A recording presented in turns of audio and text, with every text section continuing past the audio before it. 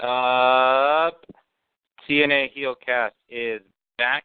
It's apparently episode number 42 because I've stepped away for a little bit. I am back as host, Raveneffect, joined with Hurls. What's up, buddy? What is up, HeelCast Nation? As we get closer to total nonstop deletion and as we get closer to Christmas, I am very excited to talk about this past episode of TNA with all of you. Fantastic. And for me to come back and be very off my game, we had to reach out and do it big. So back again, the one and only, the legendary, the only FK9. What's up, man? Well, Rosemary won the Knockouts Championship on Thursday, so to answer your question, I'm up. I've been up since Thursday night. Up all night. Yeah, awesome. Fucking awesome. Awesome. We got a lot of that. We definitely got that to talk about tonight because if that didn't wake that dead-ass crowd up, nothing else was going to. So props to Rosemary. Props to Jade. Props to our new other champion, the Impact Grand Champion, Moose. There's a lot to talk about for me to come back to. So we'll go ahead and start with our plugs first. This guy was just talking FK9. Check out Straight Shooting with FK9 on TNA Asylum. YouTube, FK9, where else are you? You're everywhere. You're over. I'm on Twitter, @TheRealFK9. Just links to all my stuff goes on there. Hell yeah, it does. And also, I mentioned TNA Asylum. Go check out TNA Asylum, the safe haven for us TNA fans where we can discuss TNA without a bunch of trolls and stuff like that coming around. And, you know, it's an honest site. You don't get banned if you don't kiss TNA's ass if you have a different opinion. But, look, we're all fans and we keep it constructive, and we love TNA there. So hit up TNAasylum.net, our friends at King of the Mountain Radio, our boy Numero 47 with Diva Dirt. Check out my main man, Chef, Heel Team 6, his crew. Always see him on Impact. Check out the TNA Mafia Facebook page, Twitter page. Follow my man, Chef. All right, guys. So we're going to jump into the news here. Now, FK9 and myself have seen a link on TNAasylum.net. It kind of talked, so take this as an absolute rumor. I do not want anyone to take this as a fact, but there is a rumor that Trevor Lee's gone from TNA. FK9, I'll go to you. Do you remember what the actual Twitter conversation was or what was said? I really don't. I haven't seen this reported on any official channels. My knowledge of it is basically a couple comments in the comments section on TN Asylum, and that's pretty much it. Yeah, they say where there's smoke, there's fire, but I'm not seeing a whole lot of smoke here. Right now it's just a rumor. Like I said, nothing official. It would suck if it's true, but you know, they just had Trevor Lee competing in this big breakout match, or what I thought was a big breakout match for him against 3 main eventers a couple of weeks ago. But the fact of the matter is, he's the only real heel in the X division that they bothered to build up at all. It really means anything. So it would suck if he's gone. But on the other hand, maybe that would make kind of force them to finally do something with Andrew Everett, or God forbid, Caleb Conley. So, it creates an opportunity if he's gone, but it would suck if he is, because, that's a talented guy that's been, frankly, pretty underutilized so far. I hope and pray that Trevor Lee is not gone, because he is one of TNA's most talented wrestlers they have on the roster. He recently just won AAW Tag Team Championship with Andrew Everett, which is an indie promotion. So I was kind of hoping TNA would kind of get a hint with that and maybe push those two in the tag team division. But I'm also fine with them being in the X division as well. But Trevor Lee, if TNA loses Trevor Lee, that's a big loss, because not only is the guy only 23 years old, he's got such a bright future. And I really thought he was, progressing to be one of TNA's top guys. I'm totally cool with them, possibly pushing him in the Grand Championship division And then maybe in a couple years, he'd be in the heavyweight division. I would love to see it. I think Trevor Lee is just a phenomenal talent. I really hope TNA just didn't release him like some of the rumors that I'm hearing. I really hope that that was not the case. Also, Trevor Lee has wrestled a 4-hour match before. I think he's got one of the longest wrestled matches in the history of pro wrestling. So the guy can flat out go. I would hate to see him leave. He's got so much talent. And like I said before, I pray that this is a rumor and it's not true at all. Yeah, the breakout match, I mean, they put him in there with the X Division, and you start with that, and the guy's got a lot of talent, and it would just suck if that is the case. And, the other thing, too, is, man, this Helms Dynasty tag team is going to be awesome. They're so underutilized as a tag team because, my God, if you put those two as a team, you think about what they could do with DK, you think about what they could do with the Wolves. On Davey Richards' last year, TNA has to have that match. And, of course, the Broken Hardys. And, fuck, I mean, they can go squash Robbie E. and Grado a couple of episodes if they have to. It would be a big loss and a big blow, especially the guy that really has kind of dominated most of the X Division for this year.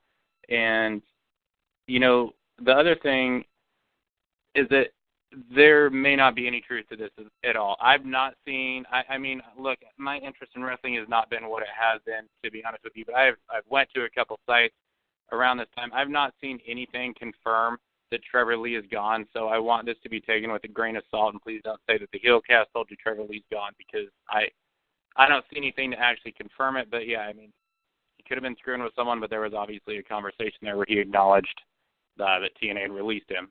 But Hurls, also, I know that you said something about some tapings that TNA has coming up, and a live one night only, and I think a live show you're telling me. So why don't you go ahead and let HeelCast Nation know what you told me. Yes.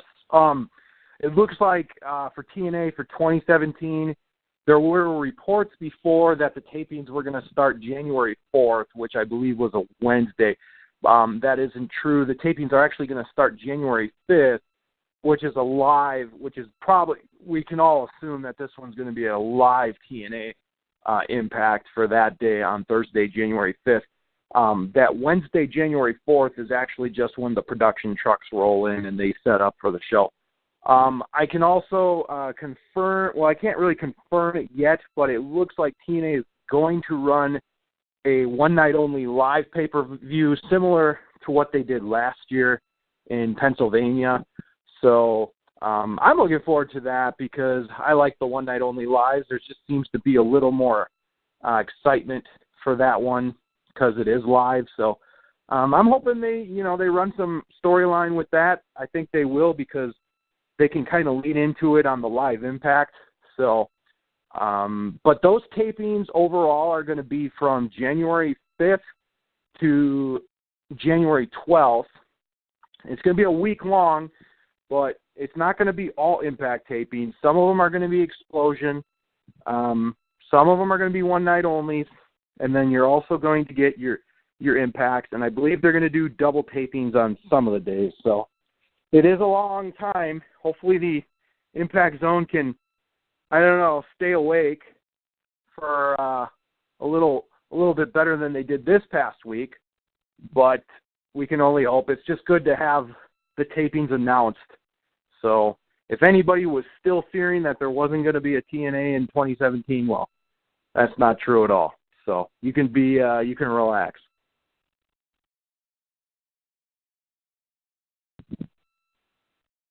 Okay, now you got any thoughts on the tapings? I like that they've finally been announced. I like that they're doing some kind of a live show because, good Lord, after all the months and months of shows that are taped months and months in advance, I'll take anything live. I don't really watch the one-night-only shows. I probably won't watch this one, but I like that it's happening beyond that. Just happy to hear it, I guess. Yeah, I agree with you. I mean, it's nice. Like the last live thing we had was Bound for Glory. A long time, and look, since Bound for Glory, like, we had the whole Dixie Billy saga, and it feels a lot longer than just, like, 2 months. It felt like a really long time for TNA, and, you know, it's nice to at least see something going because, look, it's been hard morale-wise, and I know, like, that Thanksgiving number was really, really low, and they didn't do a best of when they probably should have. So, look, hopefully this brings up some sparks, some fan interest, a lot of things here, but it's just good. And, look, One Night Only Live this past year was great. I really enjoyed the show. Hint, hint, TNA, if you're listening, put that out on DVD, please. But, yeah, I mean, like, a lot of the One Night Onlys lose their luster and flair, and especially now they're not even trying. They just give it, like, October 2016. Well, big fucking deal. That's not Joker's Wild. That's not Knockouts Knockdown. That's not, like, anything special. You know, the stuff that attracts people. So, like, the One Night Only Live at the live pay-per-view was a really fun show last year, and hopefully it's the same. And it's nice to see them get out of the Impact Zone, and, you know, Bethlehem was a decent crowd last time. So props to Bethlehem. People shit on Bethlehem, but when you look at Bethlehem and look at this past week, like, don't hate too much. Also, Raveneffect, last year's TNA One Night Only Live, we saw, I believe, the debut of Braxton Sutter when he was known as Pepper Parks last year. And we also got to see, I believe it was the only time that Kurt Angle squared off with Davey Richards in any way, shape, or form. Yeah, it was. And it was the Mike Bennett debut. He defeated FK9's homeboy Robbie E. And what was the other thing that went on? Crazy Steve did the heel turn. And Kong actually won a match that was relevant over to a title shot on actual television. So, plus yeah, Beer Money. Beer Money did wrestle. They main evented against good old EY and Bram. But we won't be having that Beer Money reunion this time. No. Just saying. Apparently, someone's glory is over somewhere else, but good for him, I guess. Now, speaking of somewhere else, I haven't watched ROH in like 6 months, to be honest with you guys. So I just fucking heard Matt Hardy showed up at ROH Final Battle. Broken Matt. You guys hear about this? FK9, you hear about this yet?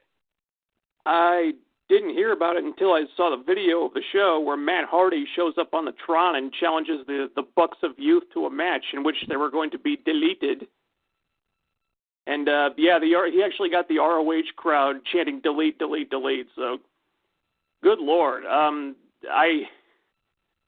I trust that ROH will take something that's really interesting and milk as little as they possibly can out of it, if not less, because that's kind of what ROH does.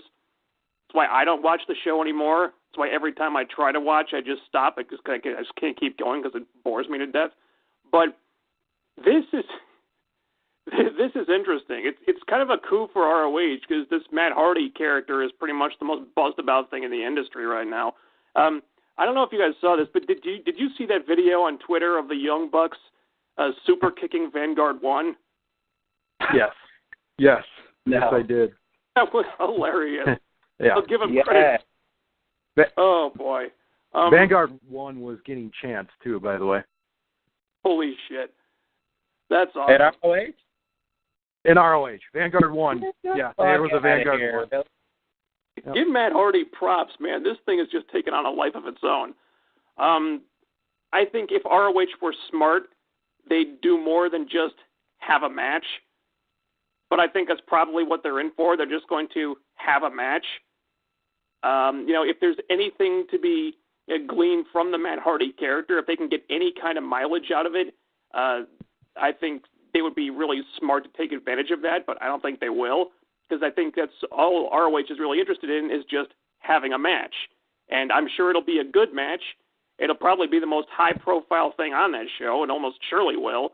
But I don't think ROH is in a position to, or frankly even interested in, really milking that for what it's worth.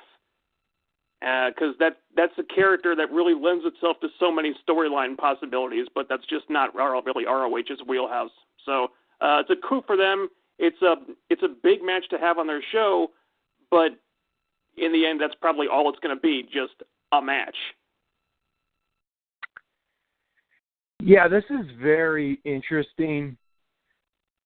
When Matt Hardy was trying to get the total nonstop deletion thing going, he kind of made on Twitter. He mentioned the Young Bucks, and he said if you show up to total nonstop deletion, I will bring my broken brilliance to Ring of Honor.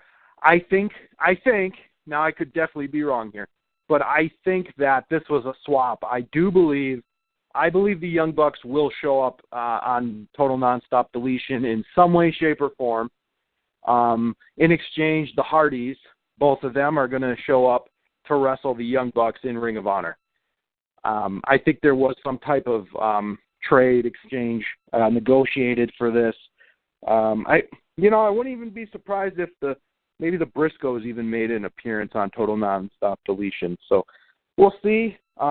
Like I said, I could definitely be wrong there, but I just think that this is just too. I don't think TNA would give Hardy.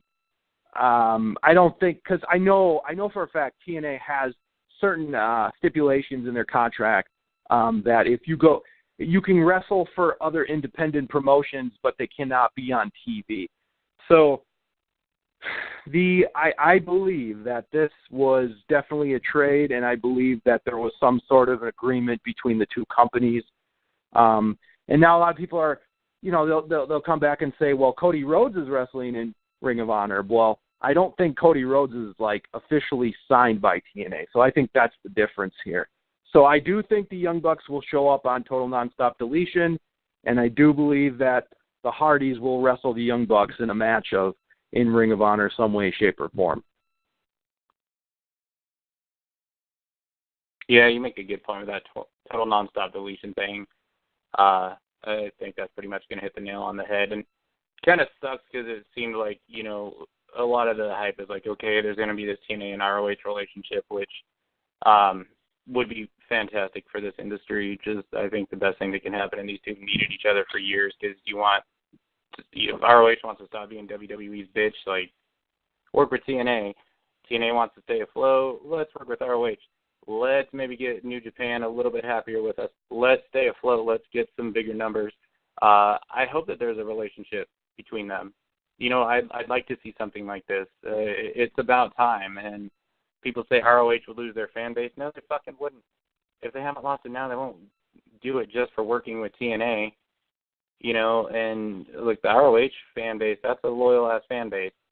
And with TNA, they got to get more respect somehow. That Dixie cloud is still there. And that's not going to make a lot of people say, hey, I'm going to give TNA another chance, because flat-out Dixie Carter's still there. But this is a chance to break a lot of barriers, and I hope that maybe there is a relationship. But, yeah, in my opinion, I didn't think about it. It's probably just they came and did total nonstop deletion. Okay, we'll send Matt Hardy over. You put them over on total nonstop deletion, and you put over ROH talent, probably on a pay-per-view that they'll make a lot more money off of than TNA actually did. But, yeah, ROH will probably just make this a wrestling match like FK9 says. They probably won't milk it and try and get bigger hype. But props to Matt Hardy for being the biggest fucking thing in wrestling. But speaking of big things in wrestling, we did have TNA IMPACT. We do have a new grand champion. His name is Moose. Moose squashes Aaron Rex. Wins the belt in what was it, 2 minutes? Under 2 minutes. FK9, I know Aaron Rex is your boy, so I'm gonna let you go ahead and give your thoughts on this match here. You can't even really call this a match. I blinked and it was over. Yeah, the ROH guy beat the WWE import. Think about that for a second there. He didn't just beat him, he pretty much destroyed him. So it didn't really feel so much like a match to me. It felt more like a soft reboot. We're getting the belt off of Aaron Rex to push that character in a different direction. Hopefully he'll go full-blown heel now. He'll stop with the disingenuous babyface stuff and just go full-blown heel. Hopefully bring some shades of Damian Sandow back, because he was always super entertaining with that character. I like it. I think it's probably a good decision to maybe distance Aaron Rex from what he was doing before. Finally just you give him that little push he needed to become something else, because this is a guy that really excels, has always excelled at playing a character, and I think the problem with him early on was that they hadn't been giving him one. So I think, there's signs that they're probably going to give him a little bit more attention from creative now, and he'll only benefit from that, because that is a super talented guy when he's given the right material to work with. As far as Moose being the grand champion, okay, cool. There isn't really a spot for him in the world title picture right now, and it might be a little too soon for him to go for that title still. But he's a credible guy. He's a lot of people that'll buy with the mid card title. Plus, it'll give that title a little bit of a boost because there's always that paranoia in the back of my mind that it'll just devolve back into whatever the TV /legend /global /King of the Mountain / whatever the fuck title was, where they just treated it like crap and it just became a joke and never really stopped being a joke. So this is a good way to keep that title visible and relevant, and just keep on presenting it as something that the fans like and the fans want to see, and that's something that's important. So I think it was a good move for both guys, and if they wanted to ditch the three round structure at this point, I wouldn't complain. But even if that's sticking around, I think Moose is a good guy to have the title. So I think it was a good move for both of them. Before I talk about this segment, I just want to touch on one thing. The season's beating sale is going on with TNA right now, and anything, T-shirts or DVDs from 2014 or older are $5. So that's a really good deal if you're a DVD collector like me and Raveneffect. So I highly recommend if you're going to buy some, definitely this is the time to do it. But anyways, going back to the segment, this match was kind of surprising. I didn't expect Aaron Rex to lose it like that in a match that would make Goldberg jealous. But, I don't know what they're doing with Aaron Rex, because it seems like, if they do revert to his Damian Sandow character, great. But at the same time, I just don't want him to get lost in the shuffle in this, because he just lost in a minute 45. That just makes him look really, really, really weak. So hopefully he'll get his rematch and put up a good fight. But as far as Moose winning the title, it's a good move, because Moose, he needed something. He needed something to carry the wave of him, because he hasn't been doing anything in the last few weeks. So him, getting this title is definitely elevating him to a certain point. And Aaron Rex losing, I just hope that he doesn't fall too far down the card to the point where they forget about him. Because I was enjoying his heel tactics. So if he does more of it, great. And hopefully he'll get a solid storyline from here on out.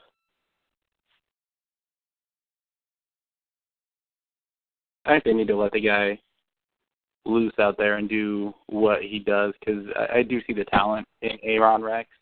I don't know. It's not clicking. It's just not. But the dude, you can tell that the dude has something to him, and they got to find a way to just go out there and do what he does best to be successful. I just want to say, told you so to everyone that was saying, "Oh, Goldberg versus Brock Lesnar is going to be so great." I told you it'd be shittier in the first one. It was much worse. So I just wanted to throw that out there, because everyone told me I was stupid for saying Brock Lesnar versus Goldberg is going to be terrible, and it was worse than I could have imagined. But anyways, there you go, WWE. But I'm glad they put the belt on Moose. Like FK9 said, is it going to go back to being this just devalued, worthless title? I hope they've learned their lesson. Look, this is a belt with some prestige, and it's not a laughing stock right now. So, it's a good thing for Moose to have. Like, you see big guys like the Ultimate Warrior and Goldberg, they had like the secondary titles that capitalized on the Intercontinental title. But I think Goldberg, I know he had the U.S., I don't think he had the TV. But, these belts can catapult you. And, Moose, for TNA. He's one of the guys that's got some legitimate just aura and star power to him, I think, or at least the potential for. Poor Jesse Gutters. I mean, what was the payoff on all of that between Aaron, Rex, and Gutters just to have Moose squash him in an open challenge in a minute and a half or so? But, you know, it is what it is. We got a new champion. I think they put the title on a good guy to have it. So we had the DCC cut a promo on the Hardys where Broken Matt makes his return. FK9, what do you think of this segment here? I was confused why they were still talking with that computer-distorted voice when we all know who they are now. What was the point of that? Especially since it's really hard to understand them when they're in the arena like that. That was strange. Also, them cutting the promos with their masks on. Yeah, that's just looked kind of fake. You know, I like the feud. You know, they cut the promo, they get Jeff out there, and they beat him down, and then Broken Matt makes the big save, and he gets the big pop, and, you know, kudos to him. It's one of the only times the crowd had a real reaction to anything all night. So, you know this is working. It was good to see Matt back. I didn't think I'd be saying that a couple months ago, but yeah, it's a good promo for setting up the main event. I almost said the main event. They treated it like the main event. That's why I got mixed up, because for the first half of the show, you would have thought this was the main event. That's what the hype video in the start of the show was about. They had a pretty lengthy segment here, then they had a pretty lengthy match in like around the hour main event spot. So I liked the segment. It was good. It set up the match well. I didn't appreciate how it was kind of taking attention away from the real main event, because that was what I was really looking forward to this week. So it's good, but it left a bit of a bad taste in my mouth because it felt like it was just putting the attention on the wrong stuff. I thought this segment was good, but like FK9 said, it kind of seemed to overshadow the Jade Rosemary main event. But I do understand that this is a storyline that's been building for a little bit now, so they got to give a lot of time to it. It was great to see Matt Hardy back. The Impact Zone, you know, they did pop for that at least, so that's good. But it was a little confusing with the DCC wearing the masks and still using the voice to hide their voice. Yeah, it just didn't make sense, really. I mean, we already know who they are. I guess they're just using it to be different, maybe. I don't know. But overall, I mean, I get it. It was to hype up the tag match, and I think it did that. And it was there as well to get Matt Hardy back. So, you know, in those regards, it did its job.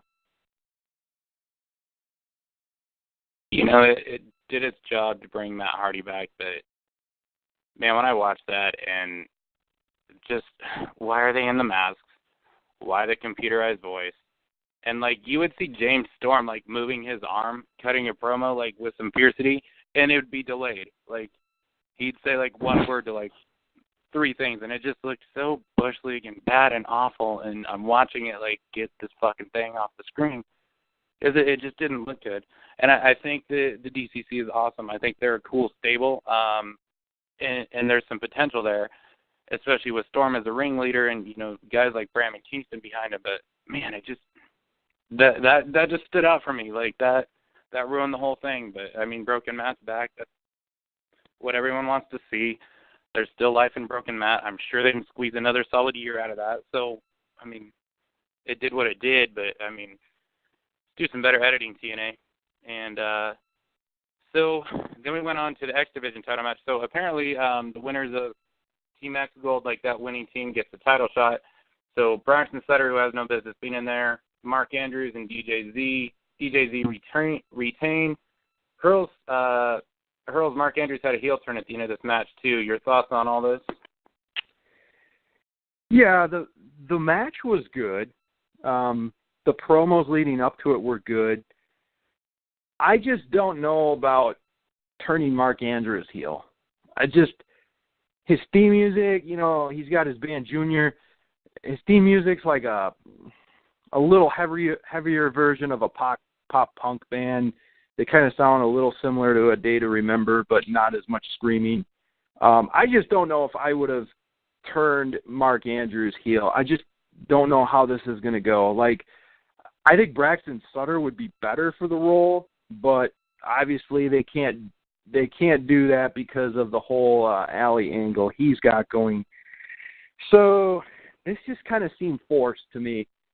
I mean, the way DJ Z did it, I could see Mark Andrews being upset about it, because when DJ Z was injured, you know, Braxton Sutter was like, hey, back off of him, you know, let him, you know, we can't fight him. So, I mean, and then I kind of understand, like, when Mark Andrews, you know, he did the Shooting Star Press, and then DJ Z kind of waited until the right opportunity to get the roll up. You know, I get that. I get why Mark Andrews would be upset about it, but I just don't know if he can pull off being a heel. Besides the whole you always steal the spotlight angle, we've seen that, you know, so many times. Having said that, the match itself was really good. I enjoyed it. Mark Andrews is a phenomenal wrestler. So if we're going to get Mark Andrews versus DJ Z in some one-on-one matches, I'm all for it. I just don't really know how Mark Andrews is going to play the heel role. You know, about that video package, something that kind of confused me about that was I was wondering, where the hell did these guys' personalities disappear to? Because everybody was just in, like, uber generic babyface mode, where it's like, oh, yeah, we're such good friends, and, you know, we all respect each other, and blah, blah, blah. And, you know, until they raised the question of, oh, we know DJ Z is working injured, so is that going to come into play in the match? Will we take advantage of that? I don't know. Well, you know, Mark Andrews did look a little bit more determined than Sutter did, a little bit more likely to take advantage of an injury. So I kind of saw that coming a little bit. But, you know, as for the match, you know, it was good. I think it would have been better if DJ Z hadn't been selling the injury, but obviously there's some storytelling going in there, so I'm not going to fault them for that.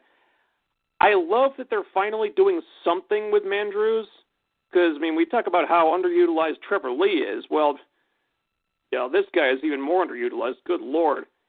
I've been wanting them to do something with Mandrews for a long time, but for a while he's just been like the place filler or the designated jobber in the X Division, and he's way too good for that.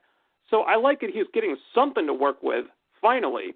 But I agree with Hurls. This, the heel turn, I don't know if that was the right way to go. I mean, this feels like an awkward fit.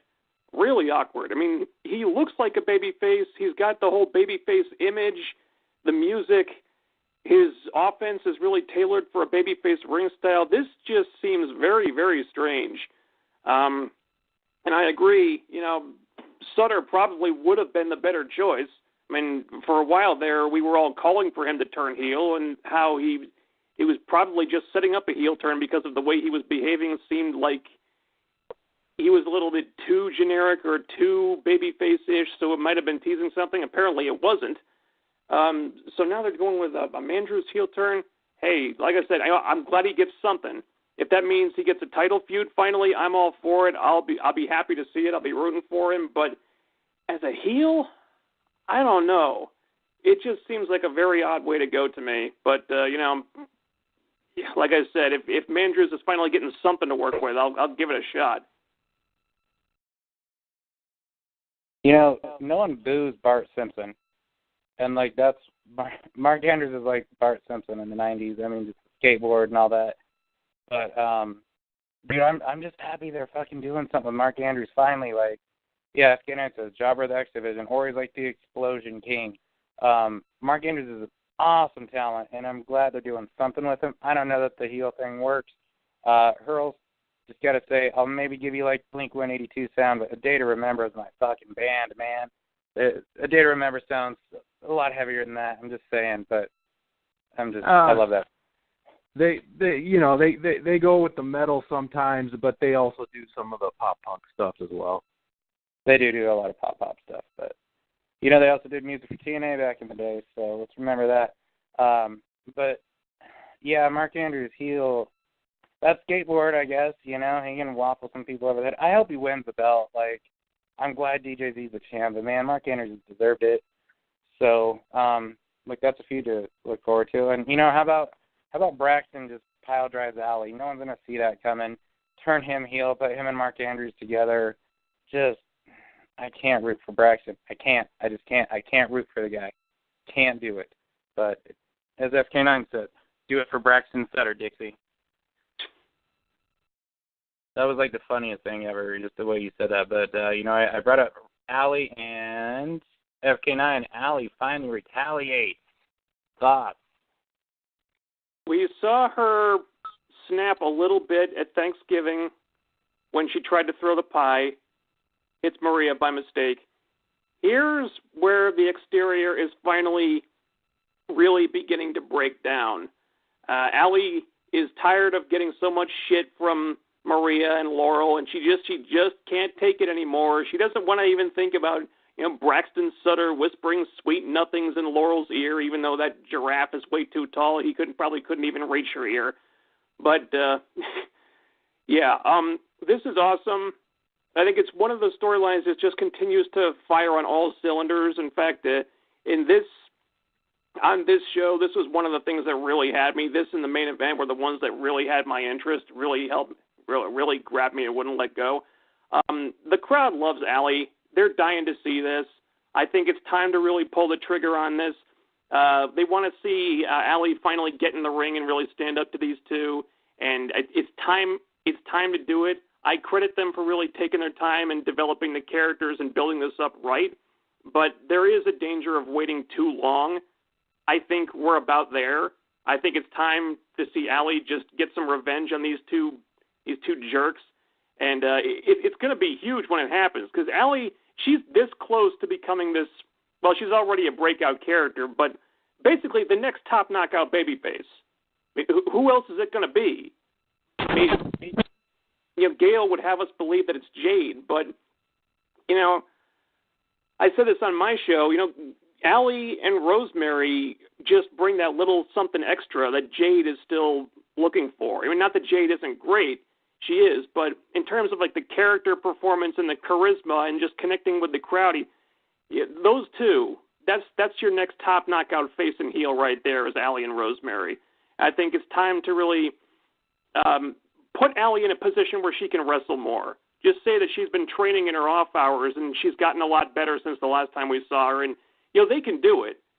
They can turn her into a wrestler. They can make it work with the character. They can still have her be the underdog, but it's really time to start progressing that and having Allie transition into being that next top face that she needs to be. So really good segment. I'm looking forward to.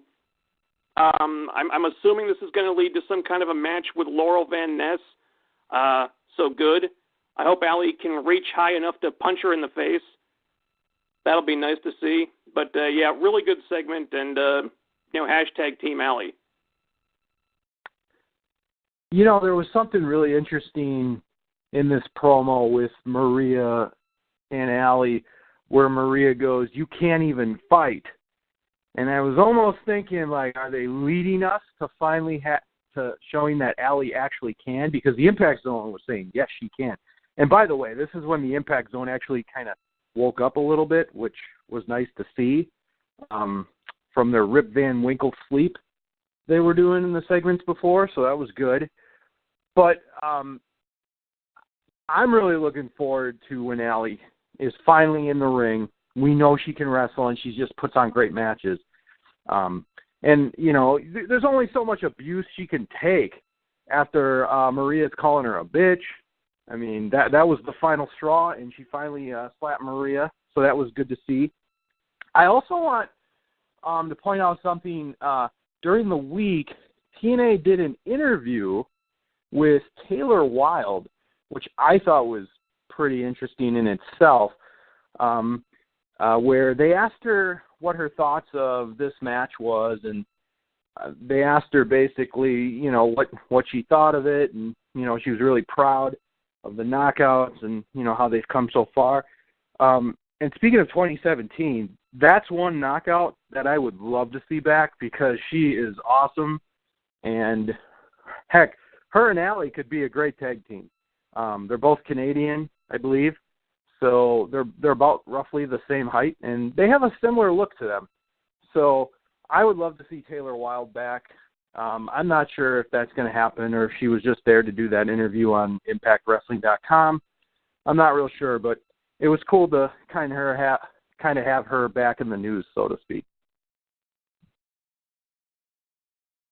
Yeah, I actually saw that Taylor Wilde thing too, and last I knew she was with ROH, so I don't know if that's changed, but look, maybe that's more signs of that TNA ROH relationship too with Taylor Wilde there. Maybe she'll come back and wrestle a couple matches if they're doing some sort of a thing.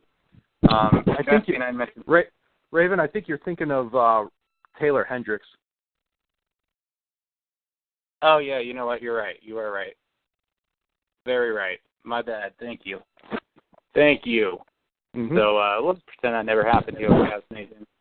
But FKN was saying that Allie and Rosemary really have that special something that Jade doesn't, and I do agree a lot with that.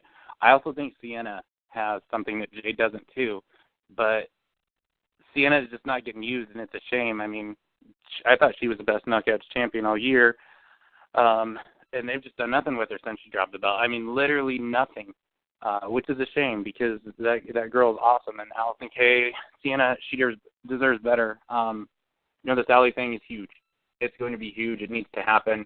Clearly I agree with FKN. It's probably going to Laurel, and then after that, obviously there's going to be some sort of a match with Maria. We'll probably see Mike Bennett get that feud with Braxton Sutter. Maybe to at least take him out of the X division. Maybe the Miracle can actually catapult that guy to doing something a lot more entertaining. But positive things to look forward to, I guess. Like I said, Allie should be America's sweetheart. She's a star, and ready for that. Now, speaking of stars, Hurls. The Hardys defeated Eddie Kingston and Bram, with Eddie Kingston taking a pinfall to retain their belts. Your thoughts on this? I really enjoyed the match. I'm impressed with Eddie Kingston. I think he brings a certain intensity that you don't see with a lot of wrestlers nowadays. It wasn't just the chest protector either. I think the way he moves and just his mannerisms in the ring, it's good to see a guy like that because you don't see a lot of guys like that. And I must say Bram is probably in the best shape I've ever seen him in. So I enjoyed the match. I mean, your typical Hardy stuff. I love the Matt biting the arm of Eddie Kingston, then biting the fingers of Bram, and then for the double clothesline. That was a cool spot. I mean, I'm definitely fine with the Hardys retaining the belts.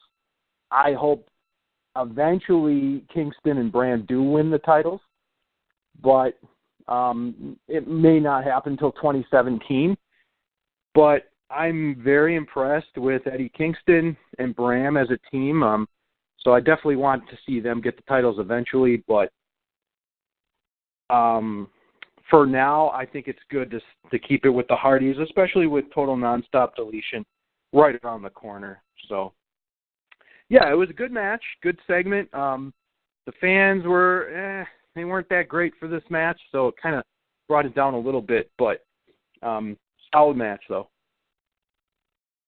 I was looking forward to this just because, it's the Broken Matt character coming back, and it's the DCC with James Storm in there, and it had been built up, very well, and some really interesting ways. What with that backstage brawl and the Matt having amnesia thing and all that stuff. So I was looking forward to it in that aspect, but I was actually kind of unimpressed with the match. Not that it was bad at all, but it felt kind of slow-paced, in my opinion. Obviously the crowd wasn't into it. They were just still kind of dead for most of it. That didn't help. But it felt like it was lacking something at a certain intensity or something. I don't know, but I ended up being a lot more interested when they were doing that backstage brawl some weeks back. back when Matt originally fell off the crane and broke his brain and all that stuff. That to me was the most interesting thing they've done together. I mean, this to me, the match was all right. I wouldn't say it was great. I wanted to like it a lot more than I ended up to. It just felt like it was missing something, and a certain energy and intensity. I don't know. Maybe these guys were just worn down because they're approaching the tail end of these marathon TV tapings. So everybody was probably just running on fumes at that point. But I don't know. I was hoping for them to just break it into second gear. I don't feel like it got there. Yeah, I kind of feel like maybe this match shouldn't happen because you can't take the belts off the Hardys, especially with Final Deletion around the corner. But these guys need to look strong. And, the Hardys are your biggest act. They're your biggest stars. I mean, clearly you're not going to have them job out right now. But, I just think you kind of did some damage to Kingston and Bram, kind of kept that mystique. I mean, why not another DQ and then January live show?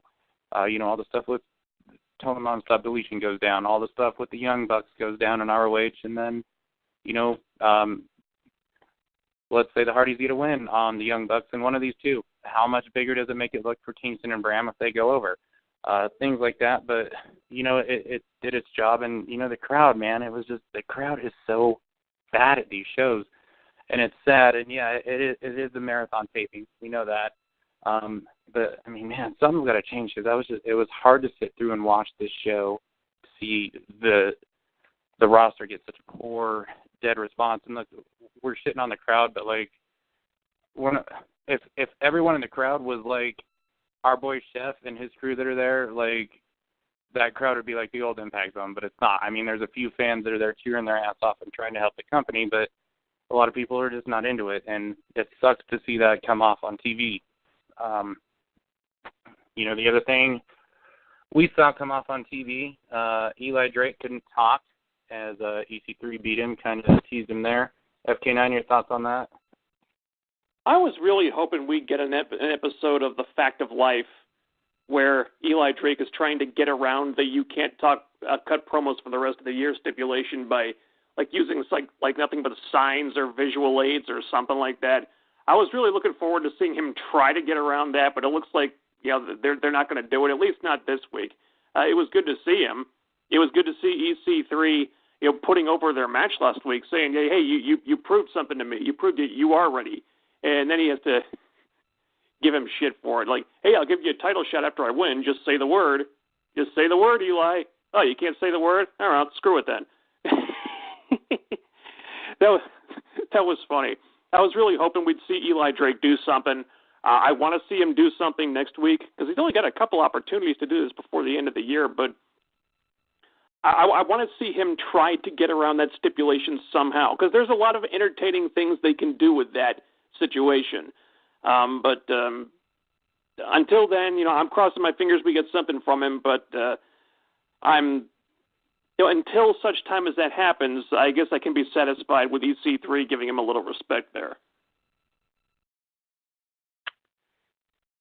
Yeah, I mean, FK9 pretty much said everything that was on my mind about this segment. Only real thing I can say is Eli Drake had some sweet headphones. Other than that, I'm looking forward to see what they do with Eli Drake in 2017 because pretty much seems like he doesn't have too much left for the end of the year. So it'll be interesting to see what he ends up doing in 2017.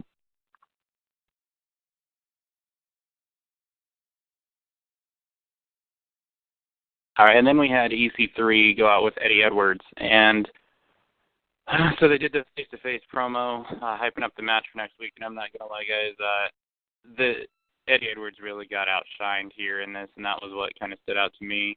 Hurls, I don't know what your thoughts were on the segment setting up for the match next week. I didn't really. I mean, EC3 had a good closing line with the "kill 'em all," statement, but and I did like the fact that EC3 said, hey, I will do whatever it takes to become champion. And, if that's any indication that maybe he could be a heel again, I don't know what else it would be, because he basically told Eddie that, hey, I'll do whatever it takes to win, and I don't care as long as I'm champion. Where, he's trying to say that Eddie Edwards won't do that. So I did enjoy that. But I felt the promo as a whole kind of fell a little flat. Once again, it was probably a product of the Impact Zone just not doing its job. I'm not saying that they have to cheer, but it's just like, it really brings it down when they're just not really caring about the segment. So as far as the match itself, though, next week, I'm definitely looking forward to it. I actually hope that Eddie Edwards retains. I hope he does, because I feel like he needs to be the champion come 2017 just to kind of solidify his run and to make sure it's not just labeled as a joke run or a transitional champion run or something like that. So I'm kind of rooting for Eddie Edwards, but it's going to be a very good match, and I kind of expect some shenanigans to take place next week. For the first half of this promo, I was getting a feeling that these guys were not going through the motions, because that's not right, but it's kind of like that feeling when you have to get out of bed, and you got to really, really force yourself to do it because there's something important that needs to be done, but all you really want to do is just go to sleep. I kind of got that impression where I looked at EC3 and I looked at Eddie, and like, these guys are tired. These guys are worn out. They're at the end of the TV tapings. They're exhausted. I can just tell, because there was a lack of energy to this thing. They seemed a little bit unfocused, and they didn't really know where the segment was trying to take them or anything.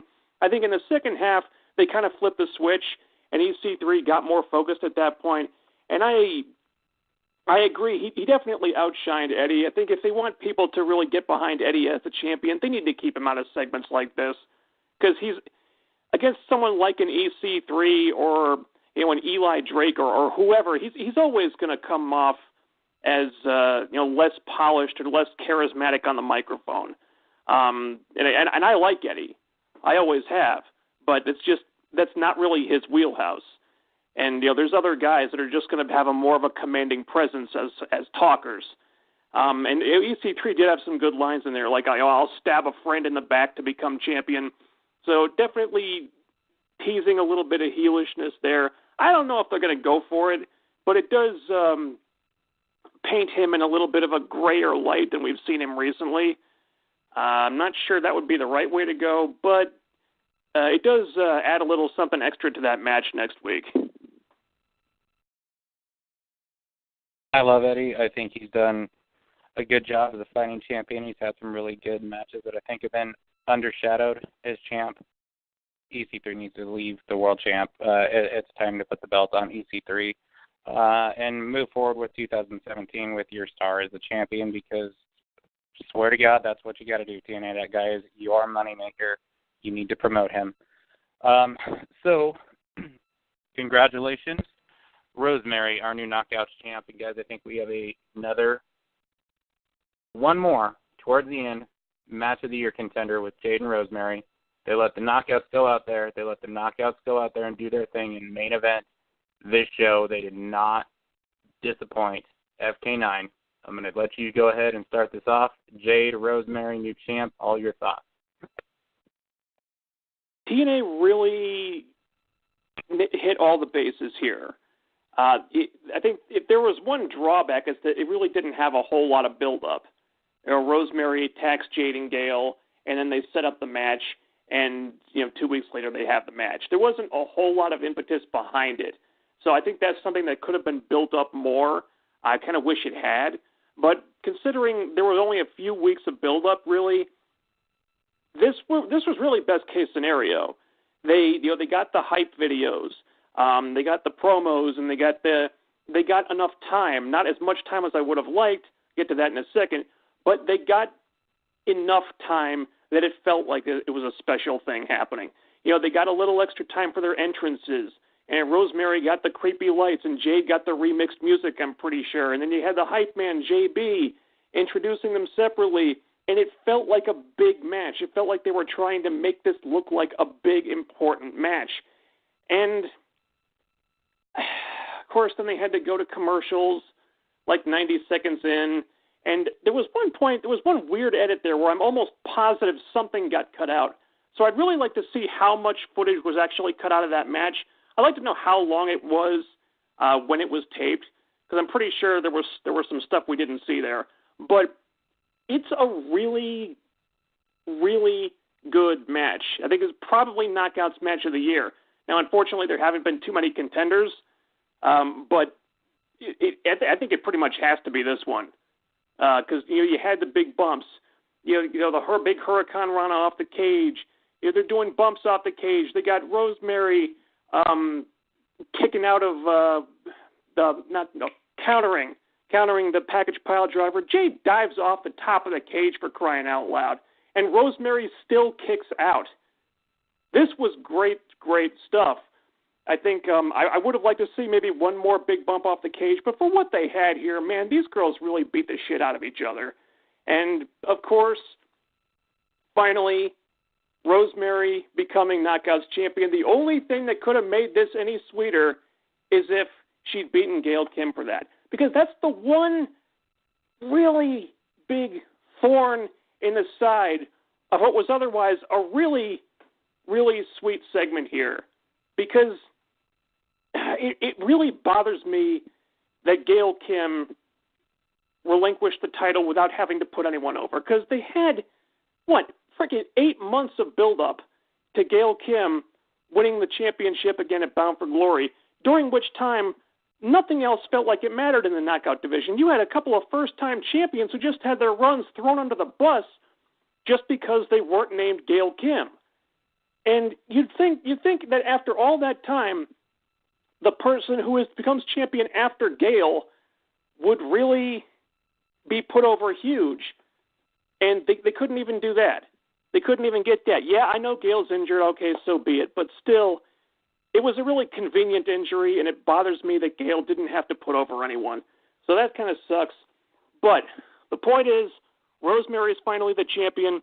This is what I've been waiting for. TNA cannot screw this up. No more hot potato title reigns. No more of the champion taking a back seat because her name isn't Gail Kim. They need to run with this. They need to give her the ball. Let her carry the ball for a good, long time. She needs to be a long-term champion. They need to reestablish the credibility of that title because it took a pounding this year, let's be honest. And they need to let Rosemary just be the character she needs to be. She needs to establish herself as the top heel in this division. Cut a swath. Just go on a path of destruction. Destroy everyone in her path. Really build this girl up as like, who the hell can possibly beat this lunatic? And then, I'm serious, have her hold that belt until Bound for Glory next year and defend it against Allie. If I had the book, that's what I'd do. Just build up Allie as that lovable underdog wrestler, finish their business with Maria and Laurel, and just start developing that character as like the up-and-coming, plucky babyface underdog character. And after Rosemary's beaten everyone else, beaten Gail, beaten Jade, beaten whoever, have it be Allie who she faces at Bound for Glory. No, don't go doing some shit like putting Gail in the match just because she has to be in there because she's Gail Kim. No, fuck that. Cherry Bomb and Courtney Rush have the best feud in women's wrestling on the indies. It can work on TV. You can do it and you can make it work. It just has to be the right place, right time. So that's what I would do. Feel free to steal that idea and use it, TNA. I won't sue you or anything. Just go ahead. Just feel free. Just use it. So, yeah, really good match. Great match. I loved the match. I loved Rosemary and Jade finally getting the spotlight because, again, this is the two new girls in the main event. There's no name stars here. They were gifted with a rare opportunity here, and And I like to think they made the most of it. This was maybe one of maybe 3 times all night when the crowd was really invested in what was going on. So, they got that rare opportunity, and I like to think they made the most of it. I think TNA really needs to be happy with the results. Yeah. What are they calling Rosemary's finisher now? Was it the Red Wedding? Yeah. Okay, Red Wedding. Yeah, this was really good. They treated this like a main event match. They gave these girls time. Rosemary's style is just ground and pound, ugly it up, which I really respect about it, because I also really respect Jade's style, and they were showing her Muay Thai training. That was really cool to kind of get you really pumped up for this match. And Jade did one of the best cross bodies off the top cage I think I've ever seen, and she landed that perfectly too. Like, a lot of times when you see that spot happen, like, it almost seems the person that receives it kind of has to move forward, or they kind of have to catch the person. But no, this was just perfect, dead on. She nailed it. So that was really cool. I just love the physicality of this match, and the fans were into it. I was glued to my seat during this match. I mean, I didn't know who was going to win because I don't read spoilers, and that's the way I like it. So I was glad that, like I said last week, I didn't really care who won because I liked both girls. So either way, I would love to see a long feud with these two because they are definitely my favorite 2 knockouts currently at the moment. I would imagine Gail Kim's going to get back in the picture sometime. I'm not as sour on Gail Kim as FK9 is, but I can also understand why he would be. So having said that, I do also think Rosemary needs to have a long title reign. I don't know about all the way to Bound for Glory, and I don't know if it's going to happen, but if that were to take place, that'd be fine. I also do think that Rosemary and Allie are going to meet at some point. So that'll be pretty cool. And hopefully we'll see some, maybe like a Taylor Wilde return and maybe have a match with Rosemary. That would be pretty cool as well. But this main event was it was awesome. This made Impact for me. It was definitely the best match of the night, and the crowd was into it. And I really appreciated Madison Rain's commentary on it. I think it's nice that they bring her there. I know Madison's kind of taken a different role with the company in the last year, but it is nice to have a knockouts perspective on the match. So, the main event was an A for me. It made Impact, so I was very happy by the end of it. And congrats to Rosemary. You definitely deserved it. You were one of the shining lights in TNA, and there was many shining lights in TNA in 2016, but you definitely you were up there with shining the brightest. So congrats. Yeah, that fantastic championship performance from both girls. We talked about Gail Kim, and it's disappointing that Rosemary didn't get the win over Gail Kim. However, look, the fact is there's no way in hell that Gail Kim faked this injury. That's not something. And we don't know when the injury actually occurred. Maybe Gail had been wrestling with this and it just got to the point. I understand, if I'm kind of like the ringleader as far as anti-Gail. I'm not as sour as he is either. Matter of fact, I'm not really that sour on Gail, because she's really made a lot of careers herself as well. And truthfully, in my honest opinion, I think she's going to come back, and I think she's going to make Rosemary even bigger. I'd like to see Rosemary versus Allie, a big feud for the knockouts, headlining Bound for Glory, or top of the card on Bound for Glory too. Second to the main event or the main event. I think these girls can do that good, and it'd be historical. So that I have no problems with, and I'd like to see it happen, and I think we're going to see big things come in the knockout division. The other thing, fantastic match. That spot where Jade jumped off the top of the cage, I think she actually outdid Tigre Uno with it. And Rosemary sold the fuck out of that too. And it was just a great, great match. And look, the women can go out there, they can do what the men can do. They main evented. It had a big feel for a reason. It was a big match for a reason, and they did it right. And I think it made Rosemary and this girl from the time she came in early in the year, she made such a huge impact, and she wasn't that big of a deal in the knockouts division. I mean, what was it, one match? I know she had a couple on some one-night onlys. She got the victory on Gail already, too. She gets made, and I think she may have cemented herself as the best acquisition, the best new talent in TNA. But congratulations, Rosemary. Absolutely well-deserved. You are the one that got away, of course, but I know I never had a second chance. And,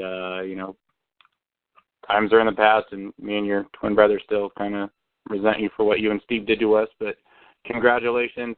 Very, very proud moment, and loved the match. And I'm so excited to see what 2017 brings for Miss Rosemary. But, we talked 2016, and HeelCast Nation, I'm asking you guys, look, we got these year-end awards we're going to need to do. And the HeelCast, I'm trying to put together some year-end review shows that are kind of special to me, so I hope you guys don't tune out completely the last couple weeks of the year, because we are going to do something. Hopefully, it's kind of been a pet project of mine. I just haven't had the time to put into it. But look, for these year-end awards, we want to hear from you guys to put into the actual categories.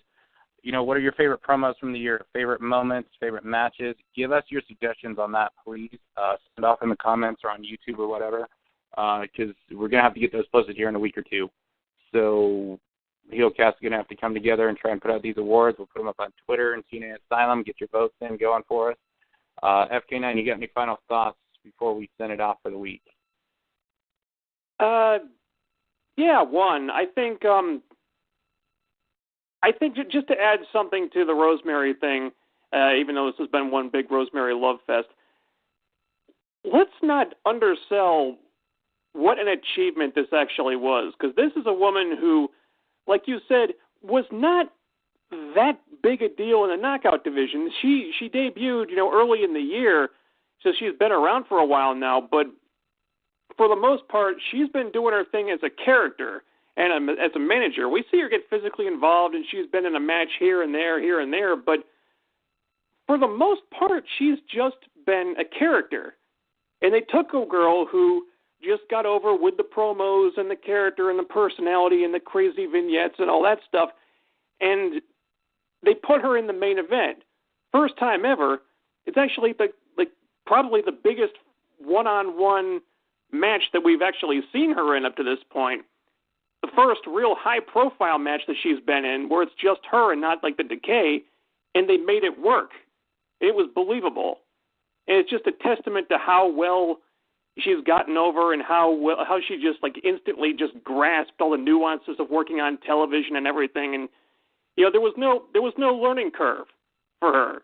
She came out on her debut night and she just took off.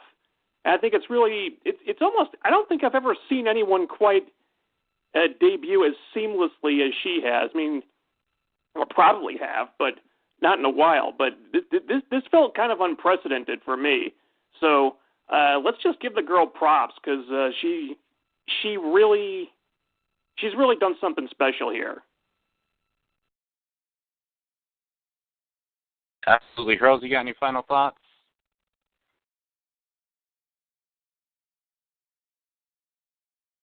Hurls, if you are saying them, you're on mute. Just keep supporting TNA. If you're a DVD collector, like I said before, definitely get some of the season feedings deals. I think you can't go wrong there. If you miss some old pay-per-views that you want to get, it's definitely a good time to do that. I think 2016 was a great year for TNA. I mean, it was trying at times with some of the off the television stuff, but it kind of seems like there's some financial stability. So now we can just finally focus all our attention to what's going on in the actual product. So I'm kind of looking forward to that, because it can get kind of tiring reading all this, negativity all the time. So, but really, I'm looking forward to next week's match with Eddie Edwards and EC3, and I cannot wait for Total Nonstop Deletion. So that's really all I got. All right. Well, HeelCast Nation, thank you for tuning back. I am your host, Raveneffect, with FK9, with Hurls, on behalf of Brother _ Numero DK, everyone that we don't have here with us, including our boy Griggs.